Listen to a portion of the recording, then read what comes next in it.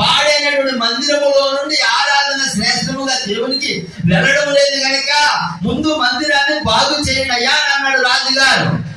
రాజుగారి స్థానంలో ఒకవేళ దేవుడు కనుక ఉంటే, చాలా జాగ్రత్తగా వినాలి, దేవుడు కనుక ఉంటే నీ హృదయం అనేటువంటి ఈ మందిరము దేవునికి నివాస యోగ్యముగా ఉంటే, ఈ మందిరము గుండా దేవునికి ఆరాధన వెళుతూ ఉన్నప్పుడు ఈ మందిరములో ఎచ్చటెచ్చట శిథిలావస్థకు వచ్చినటువంటి పరిస్థితులు ఉన్నాయో, ఈ శిథిలావస్థకు వచ్చినటువంటి ఈ మందిరాన్ని శుభ్రము చేయకుండా ఈ మందిరము ద్వారా దేవుడికి నువ్వు చెల్లిస్తున్న ఆరాధన దేవుడు గైకొంటాడంటారా?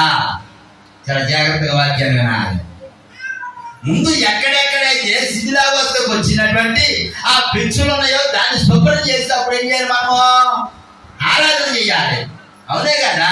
అలా కాకుండా దీన్ని శుభ్రం చేయకుండా మనం ఆరాధన చేస్తూ ఉంటామో దేవుడు